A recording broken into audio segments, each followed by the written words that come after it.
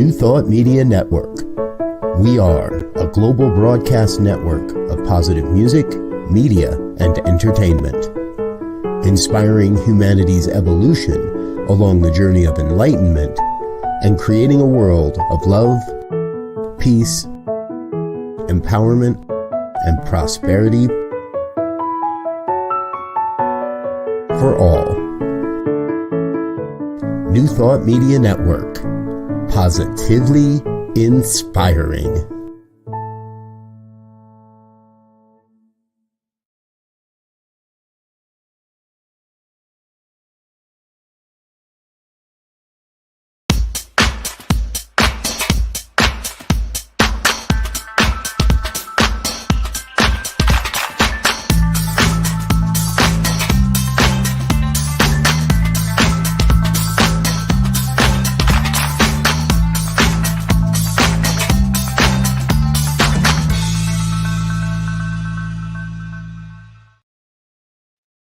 Why, hello, it's me, Bonnie Gonzalez, your doula for grief. Welcome, welcome, welcome. I thank you for joining me today to discuss, grief. So a little bit about me is that I am a registered nurse. I'm a grief coach. I'm a religious science practitioner and a licensed soul collage facilitator. And most importantly of all, a human being on the planet right here at this time with you. And I am here to speak life into loss and grief. I feel that my mission, I must say, is to help demystify grief, to really welcome grief into our lives, welcome it with an understanding. Let me rephrase that, to shed some light, some understanding on grief and how grief is one of life's biggest teachers, one of the biggest teachers. Grief has gifts. Grief has messages for us when we can stop and pause and just be with grief and to understand what grief is about other than a human experience. But it's, wow, I put myself in the dark here, folks. So talk about shedding light. How about shed some light on myself? So with that, I want to say, if this is your first time joining me, I want you to know that you have come to the right place. You have come to the right place to start your recovery from grief and with grief. And if you're returning, I am just honored to know that you're finding value in these conversations or this dialogue.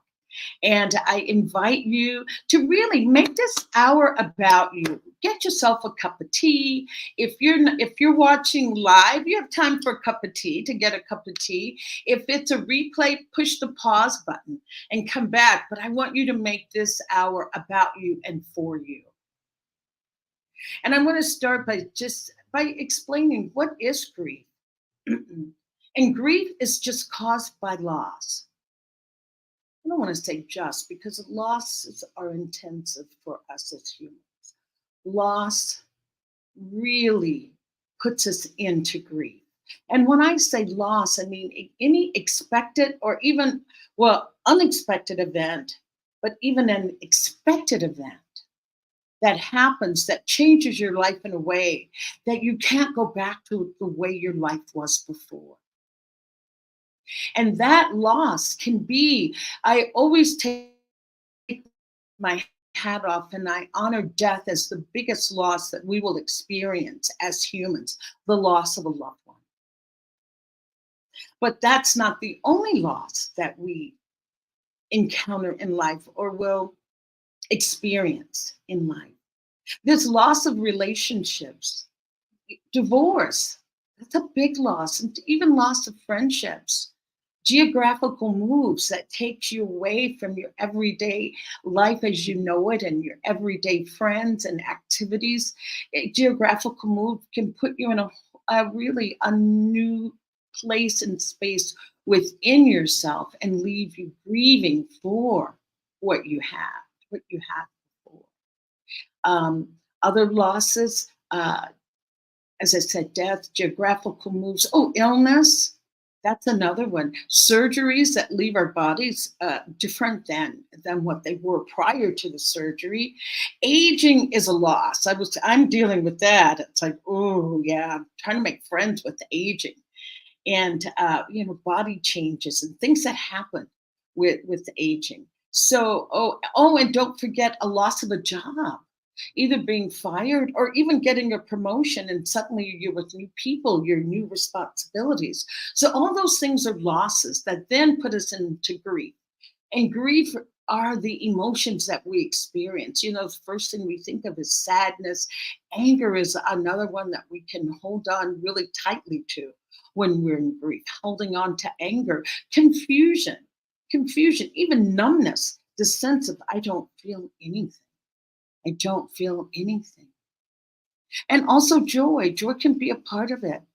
Um, I know someone that said that losing a loved one that had been suffering for a long time, that they found themselves joyous, that that person was no longer suffering. And in turn, it meant he was no longer suffering. So that is the difference of loss that puts us into grief. And I'm telling you, grief gets your attention like nothing else in life can. There's no other situations other than a loss that gets you in touch with you.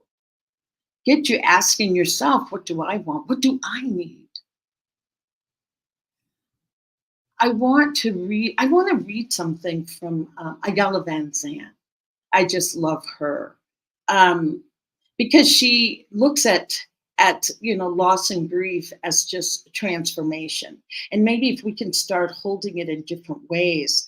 I feel that the word grief itself has a lot of energy attached, and all of it is negative, I must say. But if we can learn to view grief with another light.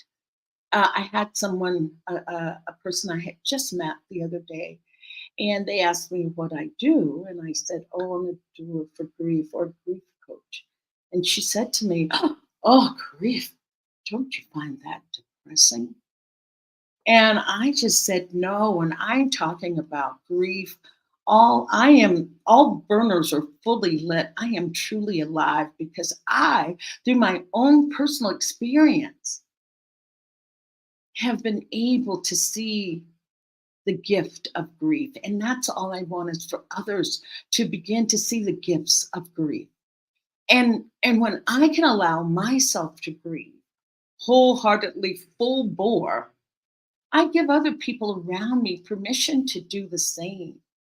And that's how we change the scenario of this understanding of grief. It's like that dark building at night where one light comes on and another light comes on and one floor lights up, and slowly the entire building is illuminated. That's what I feel is my purpose, my mission, my intention right now in my life, is to be the light that ignites another light or another candle, so that we can all start to just be comfortable with the word grief. And I said I wanted to read this by Ayala Van Zandt. And she just says, anyway, I'll read it. I'll let you be the judge. And it starts out with a quote from Golda Meir. And it says, those who don't know how to weep with their whole heart don't know how to laugh either. That's what I'm talking about, leaning into what we're feeling. So she says, when we lose a loved one to death or end a long-term relationship, it is perfectly normal to grieve. We must honor and recognize each stage of the grief and every emotion we have. There will be shock, denial, anger, confusion, fear, helplessness, numbness, and eventually acceptance. There will be a point when we do not know what to do, but we want to do something.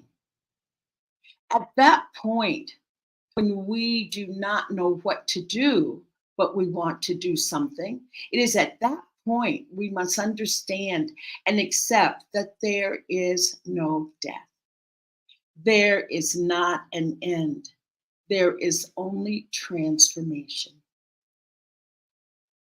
Our loved one now exists in a new time, a new place, a new reality, and so do we.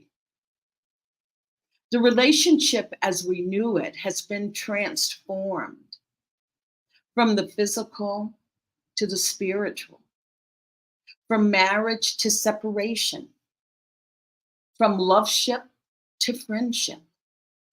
It has not ended, it has changed. When we allow ourselves to grieve, we release the negative emotions and thoughts that make it easier to accept the change. I'll just read that again. When we allow ourselves to grieve, we release the negative thoughts and emotions that make it easier to accept the change. And when we do not grieve, we get stuck. Grief is natural and normal and to be expected. We owe it to ourselves and the memory of the relationship to grieve and cleanse our souls. And her affirmation that she asks of you or offers to you is, I will take the time to grieve and prepare myself for the change. I will take the time to grieve and prepare myself for the change. And the same person that was talking to me about finding grief to be a difficult subject, I'll put it that way, herself said that she had never allowed herself to grieve her losses. And she had a myriad of losses. And so I just offer, if you're finding yourself that you're in that place that you don't allow yourself to grieve or have not allowed yourself to grieve, I just offer you to just lean into that emotion of what comes up when you think about the loss. What comes up? And if it's so painful, you go, oh, I can't think about that right now. I can't do that. I'm in the middle of the grocery store. I'm at the bank. You can make a deal with it. Okay, I'll lean into that when I get home or a little bit later. But leaning into it, allowing yourself to feel it. And if you can just do it for 2 minutes, like the first time it comes up, maybe 2 minutes. The second time, 3, 4, 5 minutes. I also invite you to make a space in your daily life if you've suffered a loss and you're in grief. Allow yourself to grieve just 5 minutes a day. You can set a timer. You can cry, you can weep, you can write. Just set the timer. And I say this, I know it's not easy. I know it's not easy, but I say this. The more you allow yourself to lean in like that, the less painful it becomes. And remember, grief's superpower is healing. Yes, healing. The very thing that you want is the very thing that you run away from. It's the very thing that you don't know I can't. But if you can look at grief, it has a beautiful healing power. And my gosh, we're so resilient. We'd be able to find that sense of resilience within that.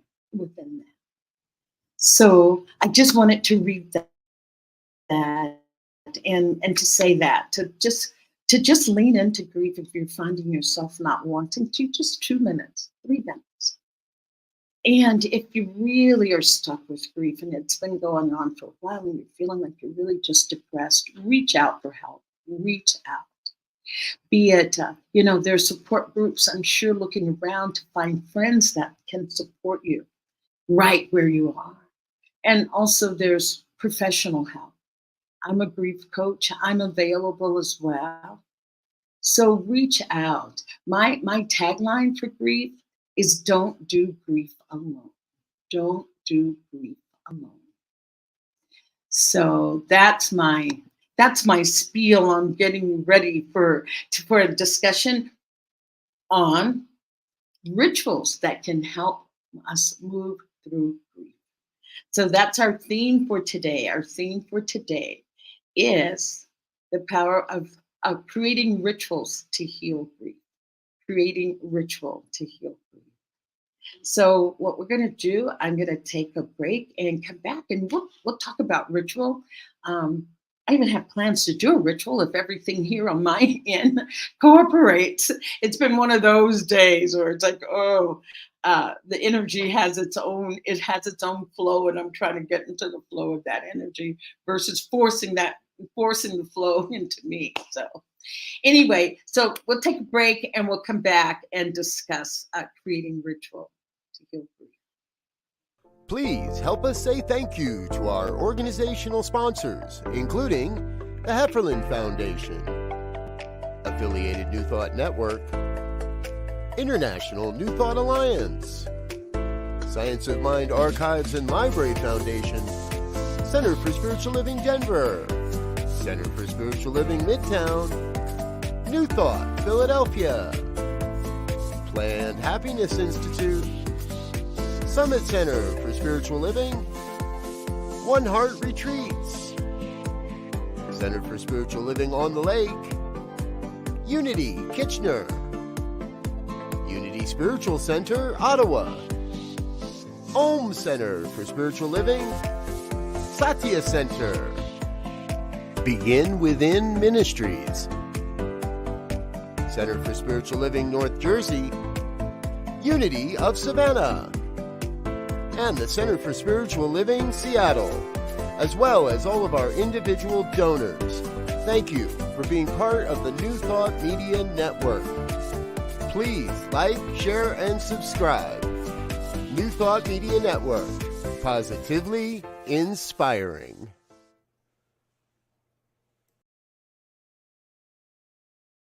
Welcome back and continuing our discussion on ritual, creating ritual to help heal our grief. And wow, it's a big subject. It's like I wanted to start with a definition of ritual, but then I thought, oh, I want to start with the history of ritual. Well, starting with the history of ritual is just, I was a bigger feat, a bigger task than I realized, because ritual has been around as long as humans have been around. There's no like starting place that you can go back to say that this is where ritual began.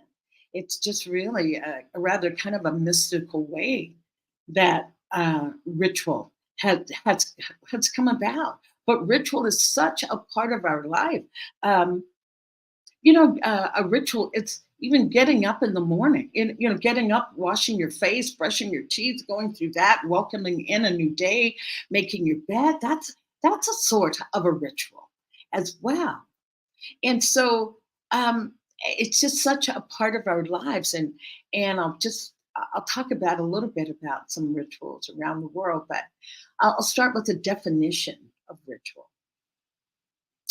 And a ritual is defined as a symbolic activity that is performed before, during, or after a meaningful event in order to achieve some desired outcome, such as alleviating grief, to winning a competition, to making it rain. Rituals help people relieve negative feelings. It helps them to make sense of their loss. And this is what people are so in search of. When you have that loss, your world is just turned upside down. Even when, as I said, loss of a job, if you were suddenly let go or fired from your job, my gosh, everything is topsy-turvy. First thing you think is, why did that happen? What in the world is going on? And so rituals help people come to terms with grief, okay, following the loss of a relationship, a job, or even an important competition or completion. Because ritual has a powerful effect, that grieving rituals help people cope with the chaotic impact of loss. And there are many types of rituals that people use to cope with grief and loss. And I just want to say, when you're doing whatever loss you're identifying and want to create a ritual around it, it is your intention. You set the intention of what it is that you desire. Are you setting the intention to be in acceptance of what's happened? Setting the intention that this will never happen to me again. I've done that. I've done that. I had some horrific experience and I just thought, I'm doing a ritual. This will never happen to me again. And knock wood, it has not. And that's been some years ago. So you set the intention for what it is that you need, what you desire to come from a ritual. And as I said, since people who've suffered some kind of loss often feel as if their lives are out of control. And again, using rituals to help restore that feeling of control, restore a sense of balance. And in turns, it makes it easier to cope with the grief that is there. And as I said, why rituals can vary, the underlying principle is to restore a sense of comfort at the same time.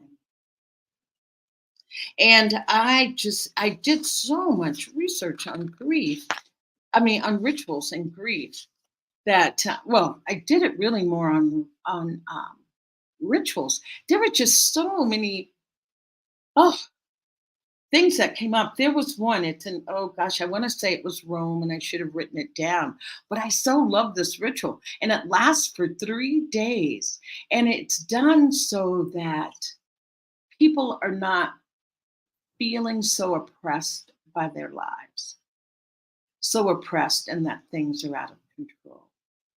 And that ritual is like for 3 days, everything is just the reverse. Your boss no longer gives you instructions or orders. You give your boss orders. Children no longer listen to the parents. The parents are in turn forced to listen to the children.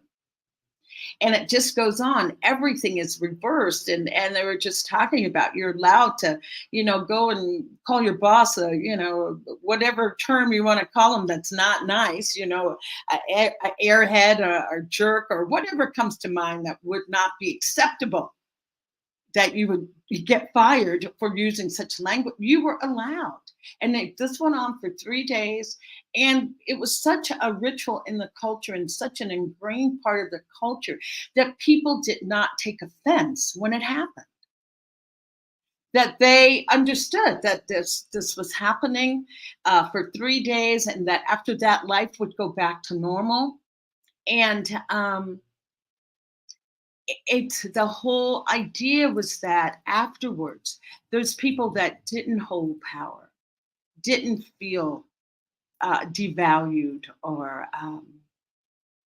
not appreciated. They felt that they had their turn of holding the power and being the ones in command and authority, and finding that it helped people to feel their lives were in balance because they knew that there would be a day that they could again hold the power. But that was just one ritual that I thought was quite interesting. And here in every culture has some ritual around death, and we call ours a funeral, where we can just be with the memory of that person and holding them, honoring them. We have somebody that delivers a eulogy. There's usually I'll call it a time where everyone, the audience, are invited to come and share their stories around that person's life. And having that ritual, having that place, I remember when my mom died, and oh my goodness, I was just dreading the funeral. I was just so dreading the funeral. It was, I felt like my life I could not start to reorganize my life until the funeral happened. I felt that I was in this state of limbo, that I couldn't do anything until after the funeral, even though I dreaded the funeral. It was like, but I felt like that ritual would then give me, and I hate the word closure. Someone said you only close on a house, but being in that moment of reconciling and accepting of what has happened. And it was, as I said, dreading it, but in the same vein, knowing that I needed that ritual to happen so that I could start to put my life back together. So that, with funerals and so many things that I've read about, afterlife or whatever you believe. I'm just sharing my ideas. I'm not saying that's right, wrong, or anything. But my philosophy is that I think the spirit does stay on until after the funeral. I really do feel that that is going on for them as well as myself. And so knowing that the spirit needs to move on, to continue its journey, I'll put it that way, to continue its journey. So for having the funeral marks the time that, yes, thank you, they reflect back, say thank you, and then they continue on their journey. And so I just want to say that ritual offers you a sense of comfort and normalcy in a world that can feel upside down. And you know that this happens when we're grieving the loss of someone that's important in our life. Ritual can give you a sense of feeling that there are things that still matter, and also things that you have some control over. Yes, you're feeling back into a sense of empowerment, control, because loss has that way of really getting us to feel that anything can happen. I have no control over it. But a ritual gives you back that sense of control. And plus, a ritual can help you to reconnect to the memory of the one you've lost. It gives you special time to remember the good times and to help get through the difficult periods. And I want to say this from Angelise Arian. Angelise an anthropologist that studied cultures. Angelise Arian, which we lost a few years ago, maybe 5 years ago, maybe. But anyway, Angelise Arian puts it this way, that the seat of the soul is where the outer world and the inner world meet. Yes, the seat of the soul is where the outer and inner worlds meet. And rituals provide the bridge between the outer world and the inner world. It's a place that they connect and come together in the seat of the soul. And ritual provides the bridge between inner and outer worlds and connects and creates a content for reconnecting to the seat of our souls, gets us back in touch with our own soul. And the end result of all rituals are an increased sense of balance, strength, energy, and comfort. So I'll read that again. This is from Angelise Arian. The seat of the soul is where the outer and inner worlds meet. Rituals provides the bridge between inner and outer worlds and creates a content for reconnecting to the seat of our souls. The end result of all ritual are increased balance, strength, energy, and comfort. And I like to offer resilience. And so just knowing this, that you can create a ritual at any time that to help you reconnect to your own self. Because nothing can take us out of ourselves in such a way as loss and grief. And I am okay. What I'll just do this part, then we'll take a break, and I'll come back and do a ritual. But grief is an experience unlike any other that you'll ever experience. When a loss occurs, it can feel like there isn't a single aspect in your life that this loss hasn't affected. One part of grief that can be particularly difficult are dates, like the death anniversary, birthdays, Mother's Days, Father's Day, due dates, wedding dates, anniversaries, or holidays.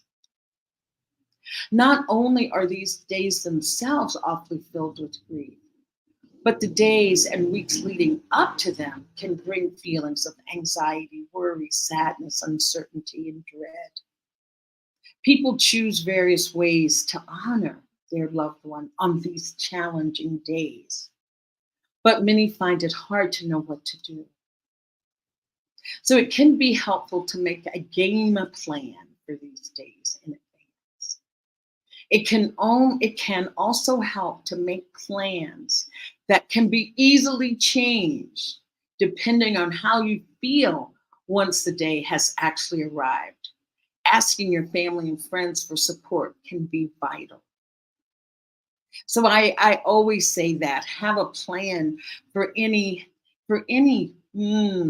date, any of those dates that are going to be difficult for you.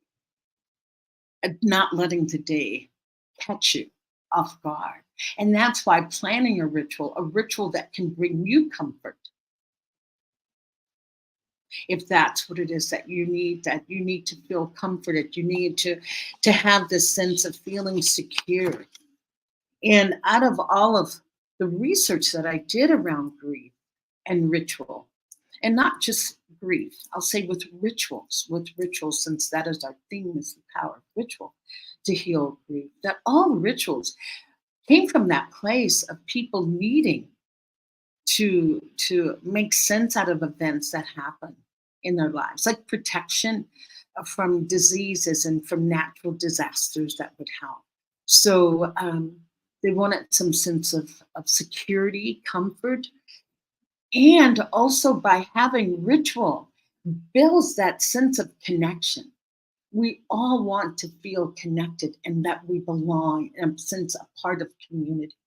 And that's another beautiful aspect of ritual, is that it can allow for the building of community, that allowing for that connection.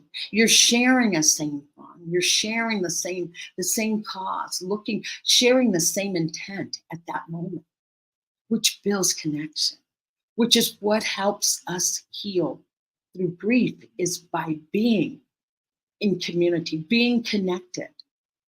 You know, I say that grief needs to be heard, grief needs to be validated, grief needs to be shared. And what better place than in ritual? What better place? A ritual covers those three pillars of healing from grief that I personally have identified through my experience of seeing that aspect of healing. I think what we're going to do, we're just going to take a break. And I'm going to come back and do a little bit of a ritual and ask you to start thinking about what you would like to do as a ritual. What kind of intent do you want to set? Where are you in your grief process? And we'll come back and we'll talk a little bit more about intentions for our rituals. So I'll see you in a little bit.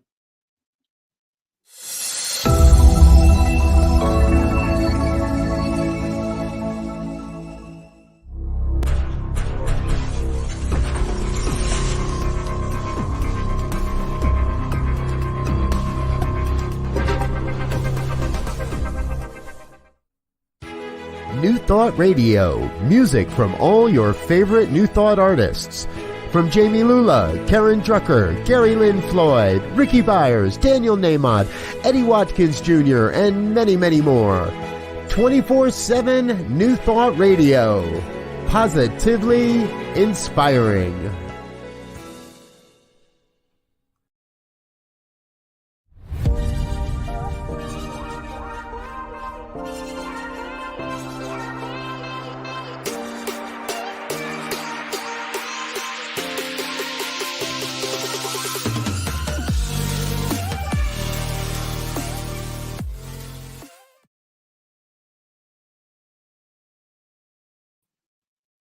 Hello, I'm still here, and we're still discussing ritual. So thank you and welcome back. I wanted to do a little bit of a ritual, but I want to just share a little bit more information now with you on ritual. And I love this. It says, just as there is no one way to breathe, neither are there only one way to create a ritual or to memorialize your loved one.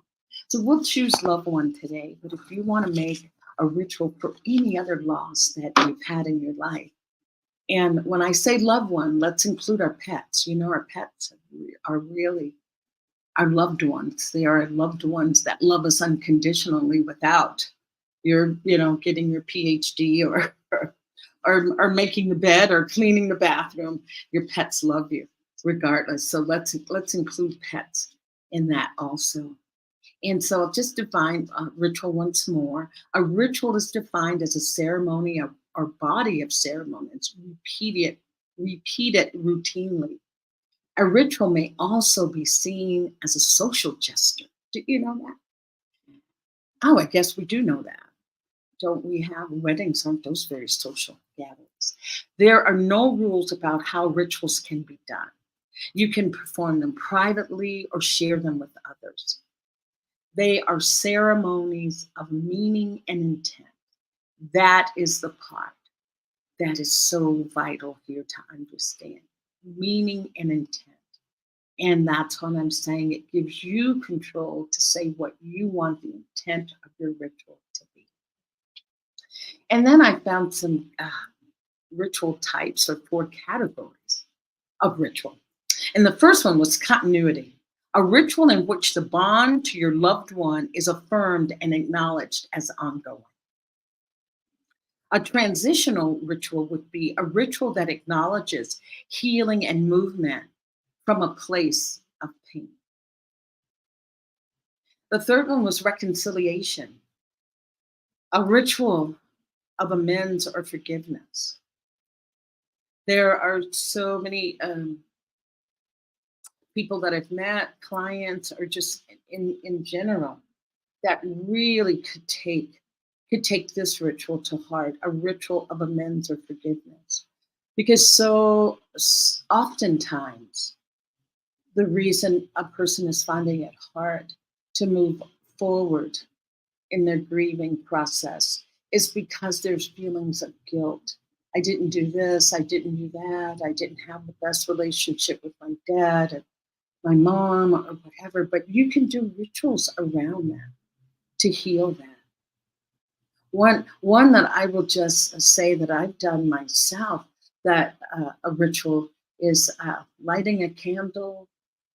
I love incense, lighting a candle, incense, and then writing a letter of apology to the loved one. Writing a letter to say, I'm sorry that I couldn't be there when you needed me the most. I'm sorry that, I apologize. I prefer the word apologize. I'm sorry. For me, it allows me to feel a little bit more in integrity, and that I really sat with it when I say I apologize. But I apologize for not having been there when we had the surgery, not making that a priority at that time, and writing that letter of apology. And then after it's written, I imagine them writing a letter back to me. What would they say to me? And that has been so comforting, so enlightening, giving me shining areas on blind spots in my own life that I didn't see until writing that letter and having that response. And so that's a reconciliation. It's a ritual of amends or forgiveness. And the fourth is affirmation, a ritual of acknowledgement and confirmation of your connection with your loved one.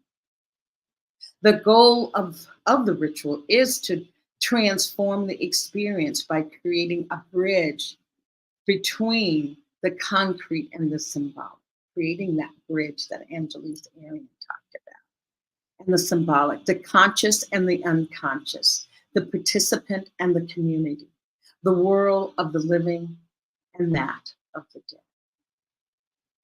So I thought that was just another interesting take on ritual and how important, how significant, how big it can really be, and how impactful your life it can be to create ritual around your grief.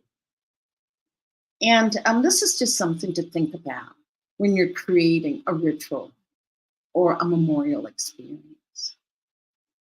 What is that you want from the experience? What do you want? Remember, this is your ritual that you're creating, addressing what your needs are. What is it that you want from the experience?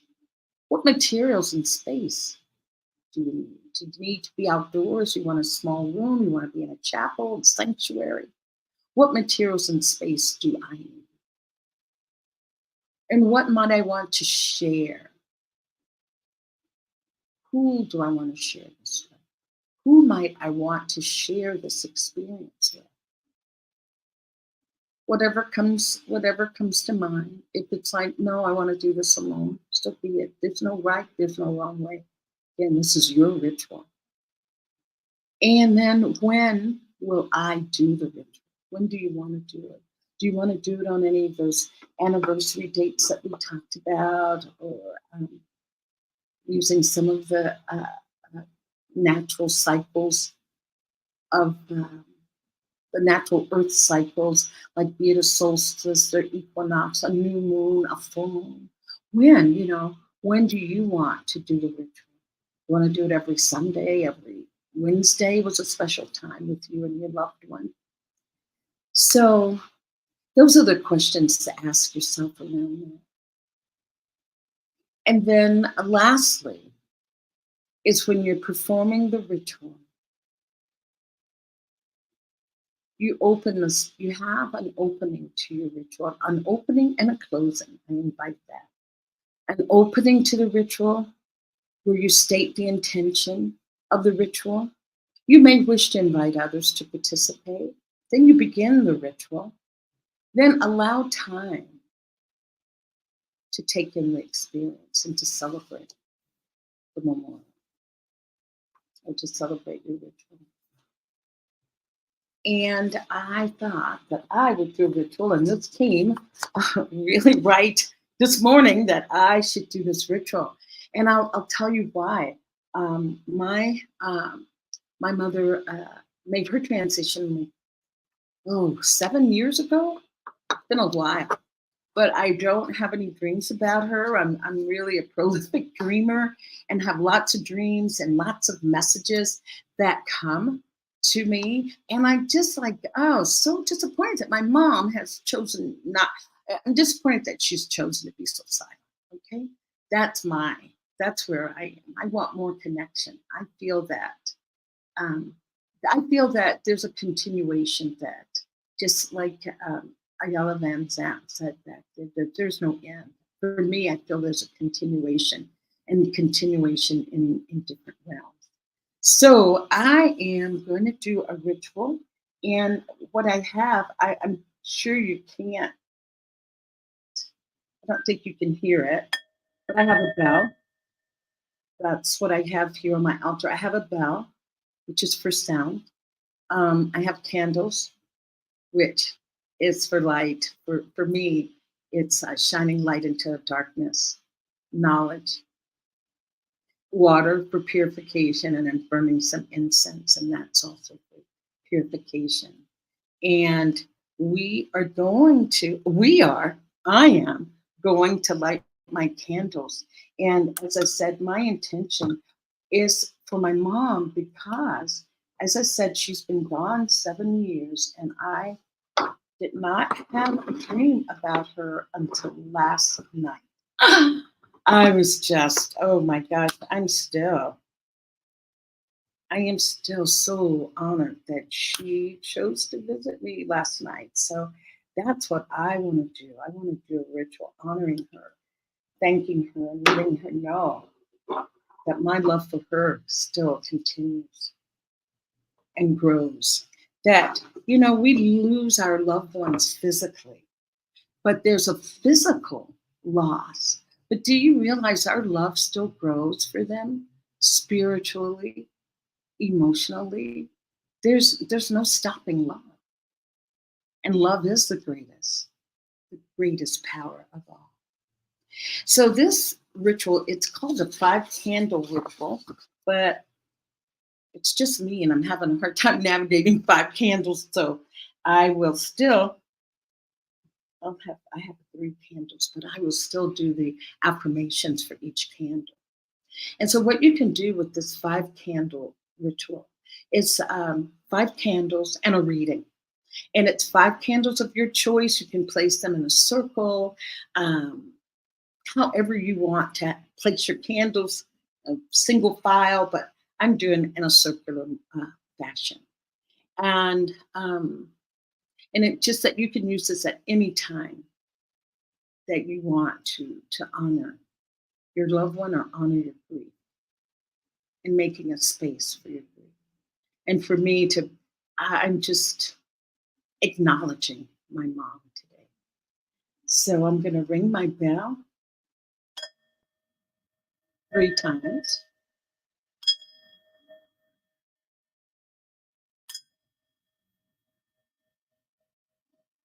In this ritual, I am honoring my mother who birthed me, cared for me, socialized me to be a loving and kind person on the planet right now. And I just honor her and her memory. And I say thank you. This is a ritual for me of gratitude, acknowledging her. And with the first candle, this candle that I have lit, this candle represents my grief, the sorrow and pain of losing someone I love and cherish, the depth of my love and our relationship. The second candle that I light, this candle represents my courage, the strength to live on without you, and the support I have found in others.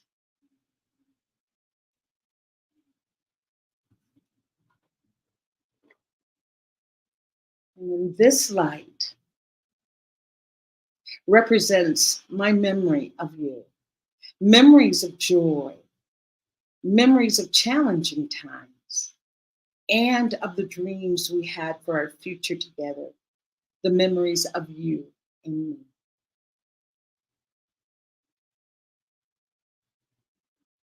And I'm just adding to my own ritual, ringing the bell after each candle is lit.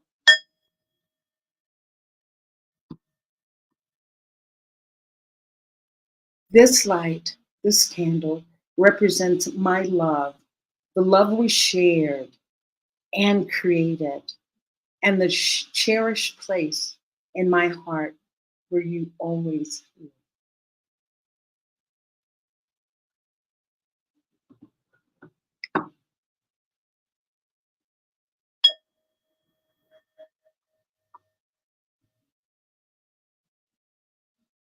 And this last light represents hope. Hope that as we make our way through our grief, we will discover inner courage. We will take comfort in our memories And we will know that once found, hope can never be lost, but will continue to grow as we share it with each other.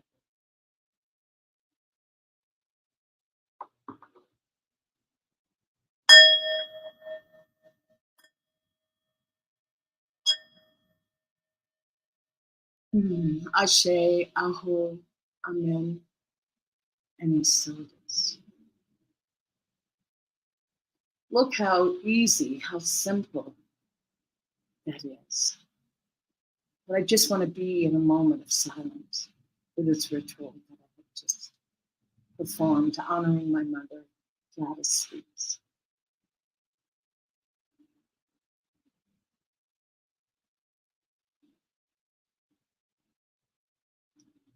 So with that, I thank you. I thank you for being a part of my ritual. Thank you for being here. Thank you for being present. And I would love it if you create a ritual, if you would let me know what that ritual was and how you felt afterwards. Because right now, even though I've done this just in a short span of time with you, I do feel a sense of connection to my mother. Some of the anger has dropped away. I'd like more visits. I'll put that out there. So knowing that how you grieve is how you grieve. Each person grieves differently. Different things bring solace to different people, different things. Everybody has different comfort zones and levels, and different things bring them comfort, is what I'm saying. So try ritual. There's so many rituals that you can do. There's water rituals. There's even bathing rituals, where you can even just, as you're getting ready to take your shower, make that moment somehow sacred and say, when I enter the shower, I am washing away my sadness. I am honoring my sadness. I'm honoring my sadness. I'm allowing this water to pour over me, to heal me, to comfort me. As I said, that's how simple a ritual can be, because you set the intention. So please do that. I thank you so much for listening today and for your patience as I move through doing my own personal ritual. And yes, just lean into ritual for a little bit.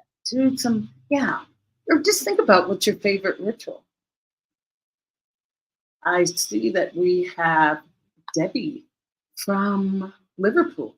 Oh, and Debbie lost her brother and feels so sad and shocked, and all the emotions and heartbreak in the UK. And Debbie, I would love it if you're still there to put your brother's name in the chat, if you can, and we'll just send love and light. Let's send love and light to Debbie and to her brother,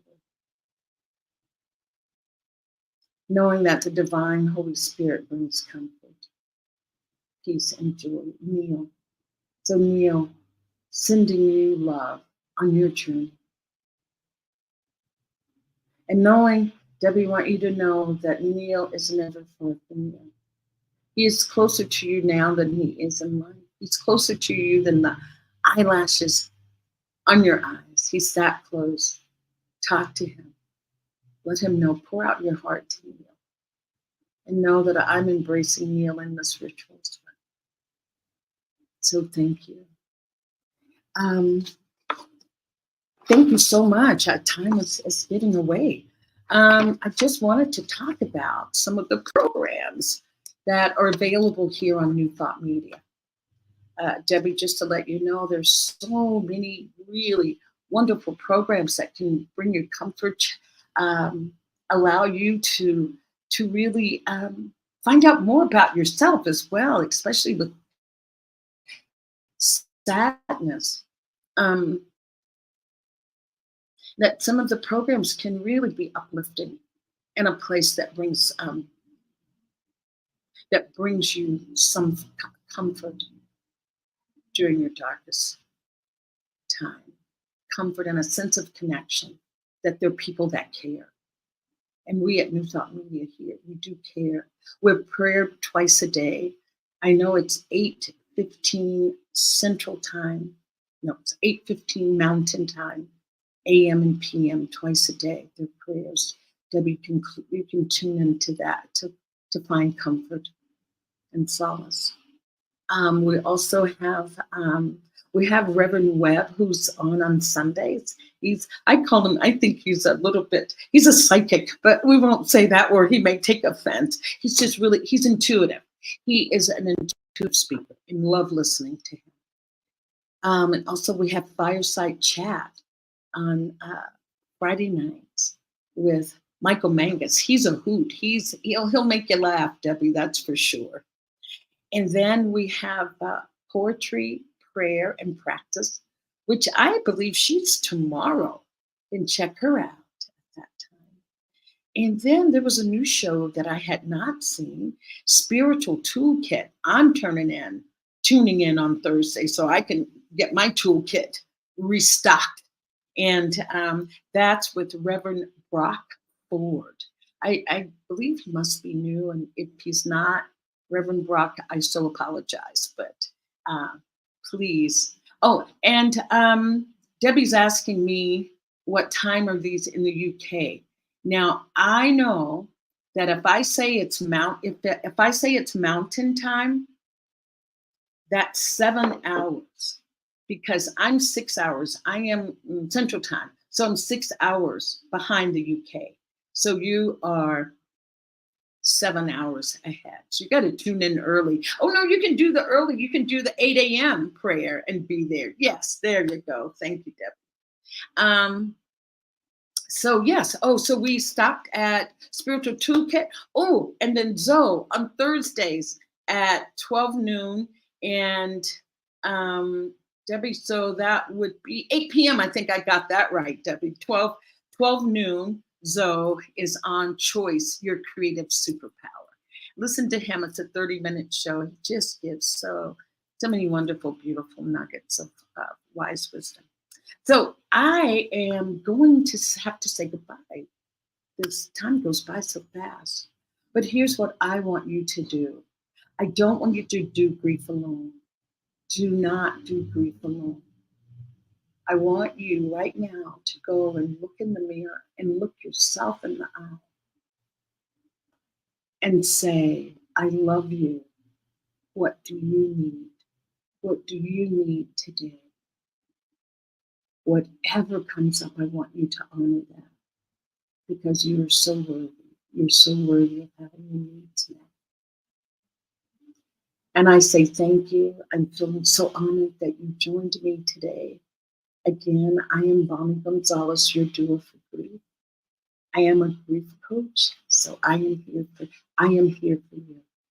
Thank you, and until next week, honor what comes up. As I said, ask what do I need, and I want you to honor that. Thank you. Ciao.